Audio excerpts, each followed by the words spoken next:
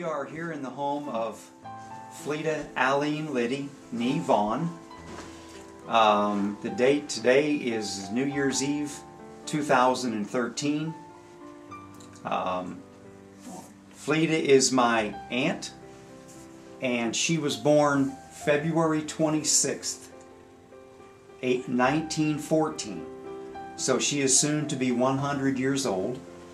We have come to her home today to have a conversation with her about her remembrances and experiences in the small town of Sligo, Missouri in the early part of the 20th century.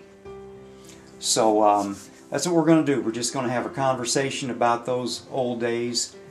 You probably are aware of as much and remember as many things as just about anybody that's still alive.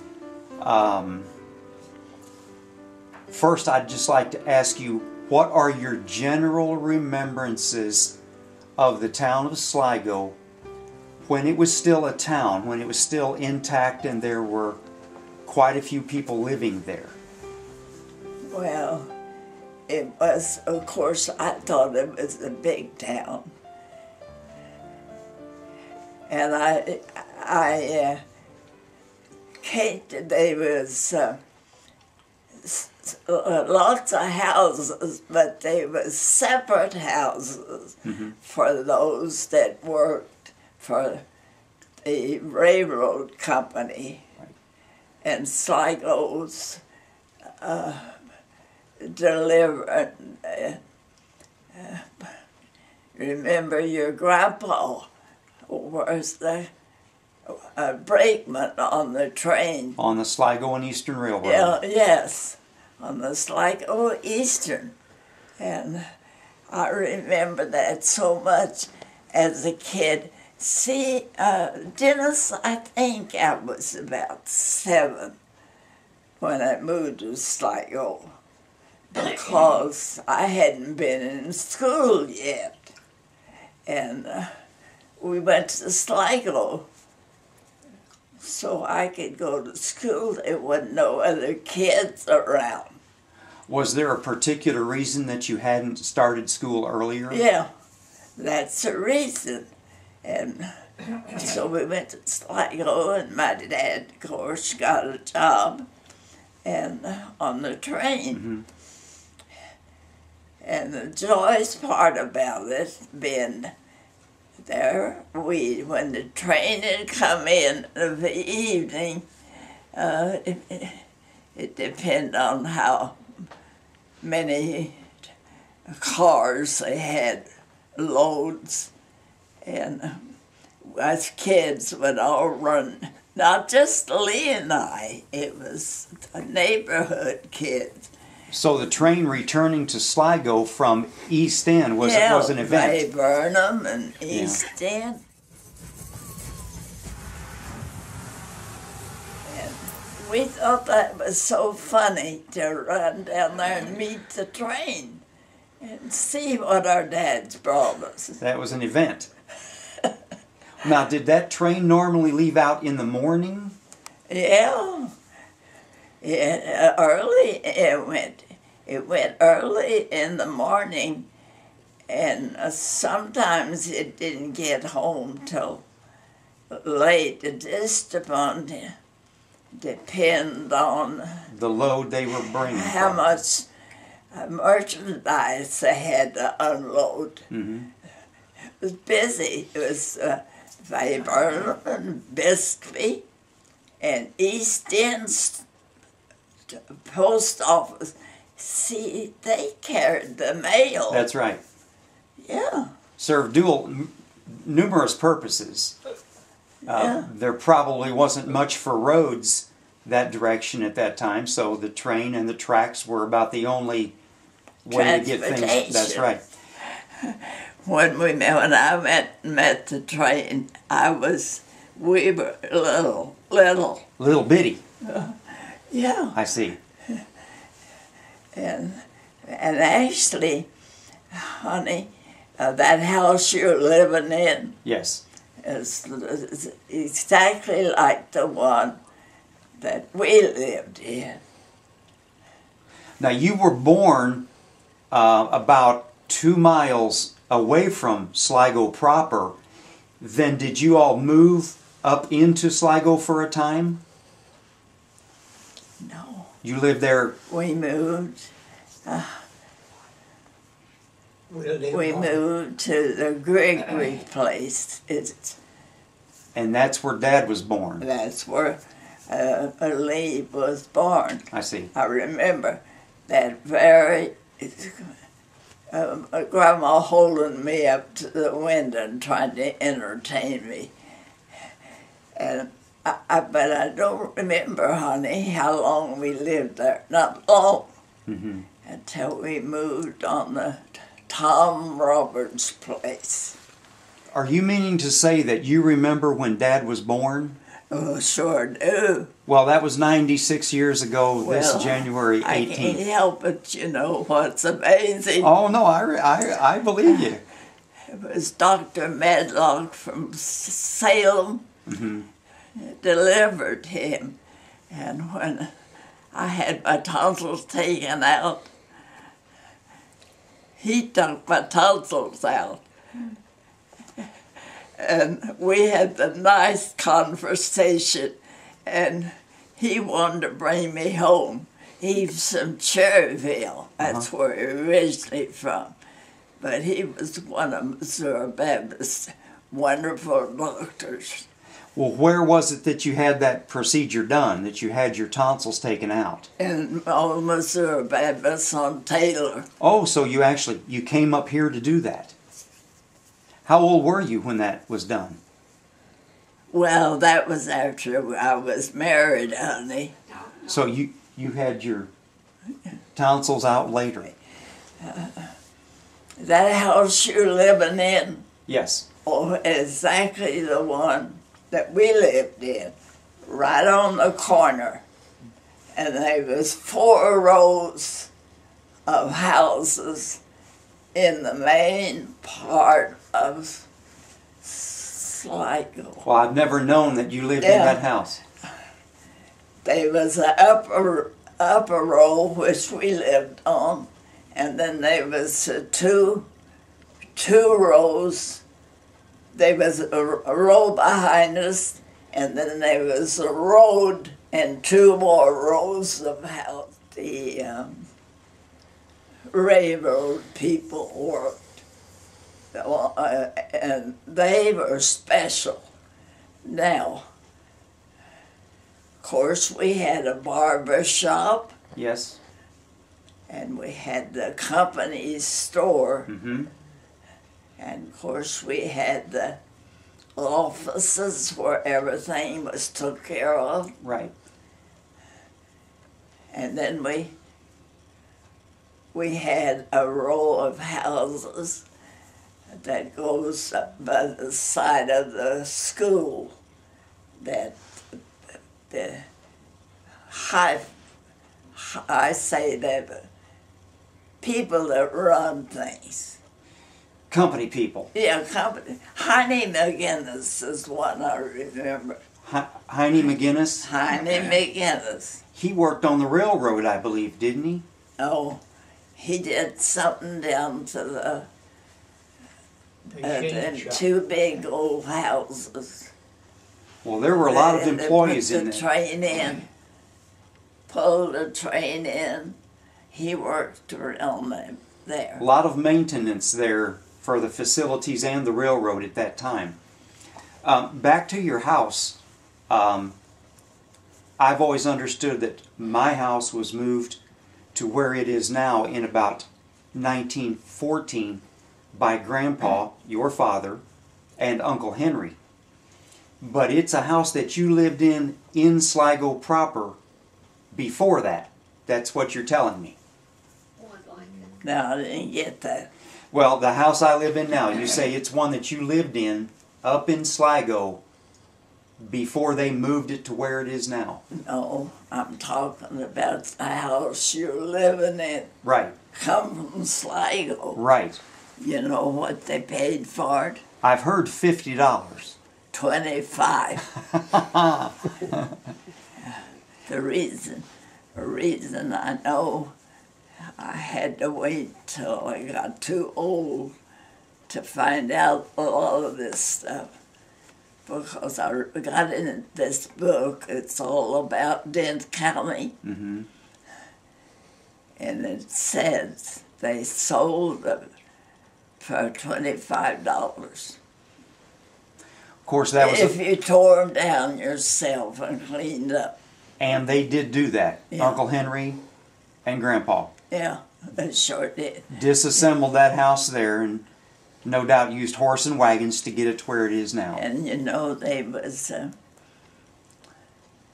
by the side of the church, that hill, there was several houses up in there. Is that the area where John Marshall's house is now? No, Marshal's house was right at the corner. You know where the store was. Okay, the superintendent's residence. Yeah. It's still there. Yeah. Okay. Yeah, that's where they lived. My. Were there... And you know, you probably never knew this, but see, it was about 2 parts besides Sligo. There was Hubtown. I've heard of Hubtown. Okay. And there was Stringtown. Stringtown, okay. Oh, that's where the real poor people. I remember that so well, even though I was pretty young. Well, okay. Why would those people have been poorer than others? Were they people who weren't able to work? The people who lived in Stringtown, why were they poor? There's a bunch of houses down I there don't know. I don't know. Are they people? I can only remember one girl. Her name was Mildred. That come to school. Now there might have been more. I don't know, but this one I remember. And then I remember Carrie from Hubtown. Do you remember last names? Their last names? Gold was... Goad, okay. Well, Carrie Goad, that was Carl and Puss's sister. Carrie was Carl and Puss's sister. Am I right about that? Carrie Goad? Yeah. Carrie Goad. Right. They lived up the creek there? No, she lived way up. That was Hubtown. I see. Yeah. When I knew them, and I did know them when I was little, they lived up there on the side of the creek, across Crooked Creek, farther up. So, did Hubtown extend, the direction would have been south, towards Indian Trail Park, that direction? Well, I don't know why they called it Hopetown. I think they had some kind of a little shop. They did some work up there. And it just went the name of Hubtown. And how far up, I don't know. That was the better side of town. Yeah. Stringtown was the lesser side. And Stringtown extended, I suppose, that direction would have been north of where the Furnace Company was, along what they call Blackstock Road now. Yeah. Down the creek. Oh, they were kind of cut off by the railroad. The railroad came up and Stringtown in was, if you know what I'm saying. Mm-hmm. Yeah. I remember walking down to Grandma's house, Grandma Vaughn's, on that railroad track. Would that have been Emma? Huh? Would that have been Emma? Your grandmother was Emma? Emma. Right. Grandma Vaughn. Yeah. We used to walk down there. You see, when Mother died in 29 and left Betty and Lee and Carl. You were 14 or 13? Going on, I was 14. See, if you were born in 14, you 14 in February, and she died in July. And left you to care for my dad, who was 10, Uncle Carl was 6, 5, and a 2-week-old baby, Aunt Betty. Yes. Well, that's like a dream. Well, I have to go back a little ways. That's fine. My mother died in July. July 28th, 1929. July 14th. In September, or in the fall, later on in the fall, Dad and the people that worked on the train, the section hand, got a notice that Sligo was shutting down. And there's a young man, I can't think of his name. I even tried to think of it yesterday. Had come from St. Louis to straighten up the business of shutting down, you know. And he went to everybody's house and nobody would keep him. And Dad said to him when he knocked on the door, "Well, sir, it's just me and the children. But if you can't find no place else to sleep, we'll try to find you a bed." And you know what, Dennis? That's all that saved Uncle Carl. 'Cause he couldn't understand that his mother had died. He couldn't understand it. So having this young man there occupied him, and yeah, oh yes, he told him stories and played with him, and they did puzzles. Well, actually, I guess he actually saved a soul. And so... kind of an angel. Angel underwear, I guess. Anyway, Dad said to me, "Honey, if you can manage this, that you can have the money." And then Grandma King was with us part of the time, you see. And I shared the money with her.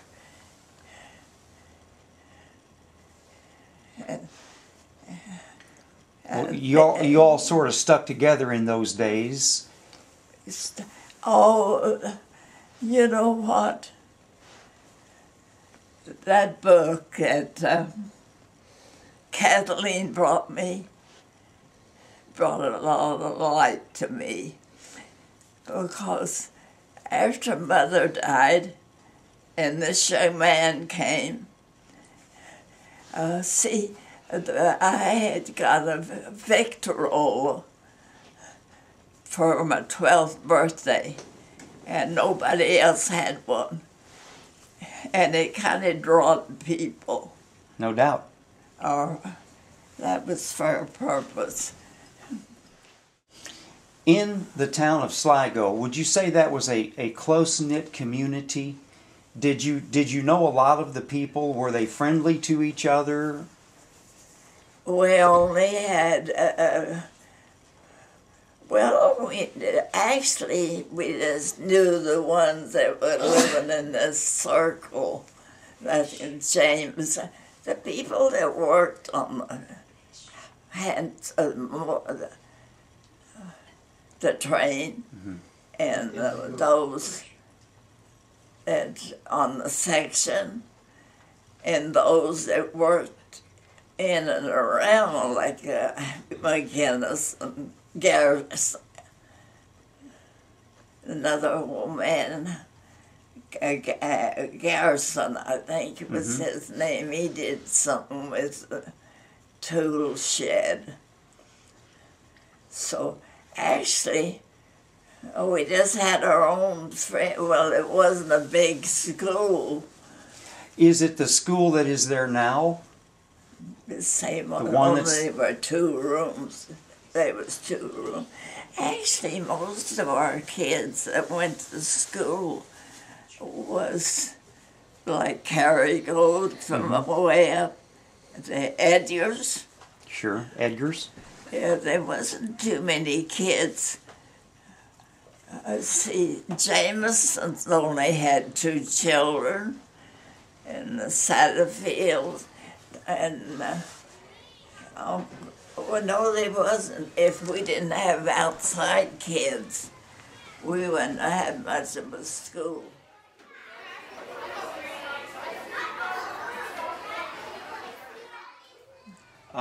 Now that schoolhouse, you say it was 2 rooms. Was it divided crossways in the middle, or Oh, they were all long. the long way? Yeah, I see. we had the higher up to. Well, it was eight classes, so there's 4 in one room, and the smaller ones was all together. Probably divided into lower grades and upper grades. I remember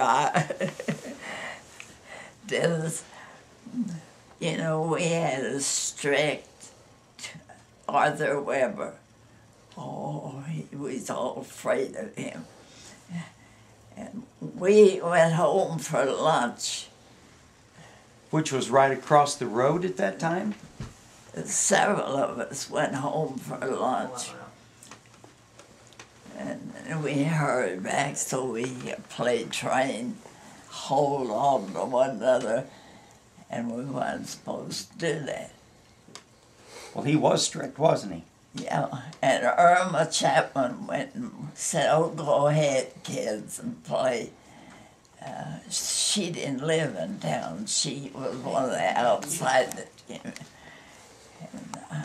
And she seen Arthur coming, and she went and told him. She went and told him? So she tattletaled on you. And she made us, he made us all take her seat. I was the front seat, and he stood up there with his stick, and he's going to punish us. Was he going to hit you with it? I started screaming, and I couldn't quit. I was afraid of. I screamed and screamed and screamed until he let us all go. Well, you had him scared. What? So he was going to hit you with that stick, you thought? You thought he was going to hit you with that stick? I actually was scared to death. Well, you know, your dad got a whipping at school. Mm-hmm.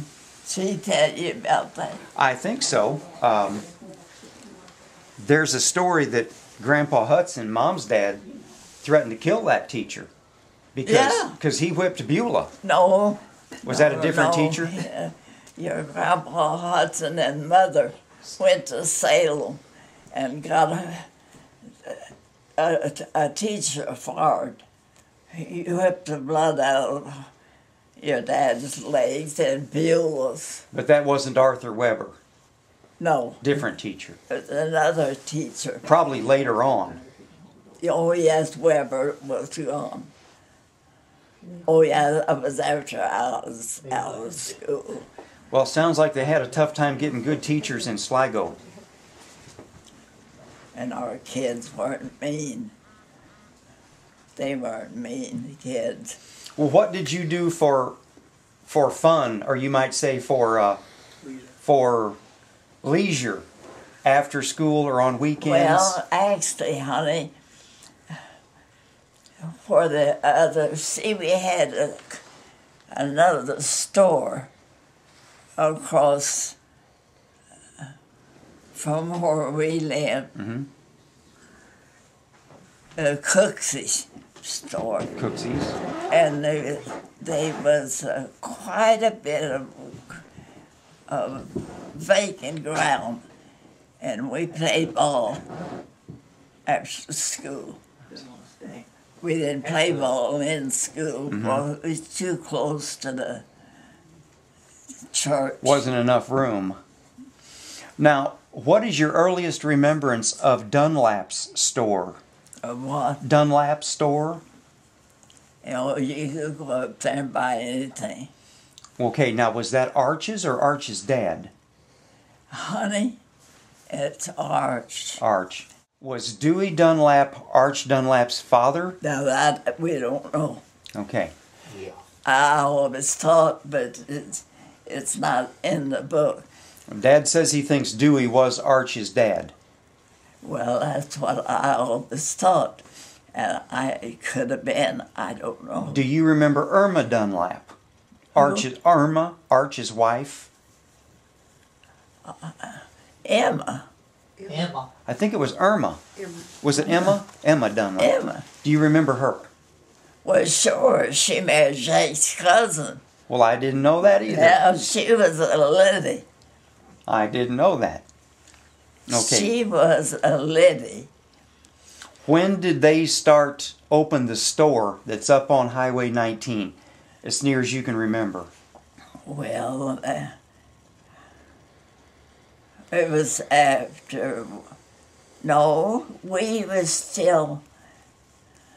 I don't know. Now, Dad has said he thinks he remembers that store being down in Sligo around 1938. No, maybe, I don't know, but see, Arch, there was nobody living in Sligo. Everybody had gone. And that's... Oh, it's just a few people. Then And he moved the post office and the store. up on 19. Yeah. What is now 19. Now, you say that and this does make sense, the road that runs in front of the company store and the church and the schoolhouse, that years and years ago, that was Highway 19. Yes. Would that have Highway 19. Would that have been then the route between Steelville and Salem at that time? Yeah, huh? Would that have been the way you'd go from Steelville to Salem? Yes, of course, I never went that way. Well, another question, since you mentioned that about that dirt road that's there now by the church, the school, and the company store, and the superintendent's house as being Highway 19. Back when you were younger, do you remember the road that is TT now, that you take to get down to Sligo now, that's paved? Was it then where it is now? Do you recall? The road that went on and crosses Crooked Creek and goes up. You know, me and Betty went that whole route one time just to reminisce. Mm-hmm. Yeah, you can still turn off. So, well, she knew all that and I didn't. And we used to do so much together that I forgot she had to.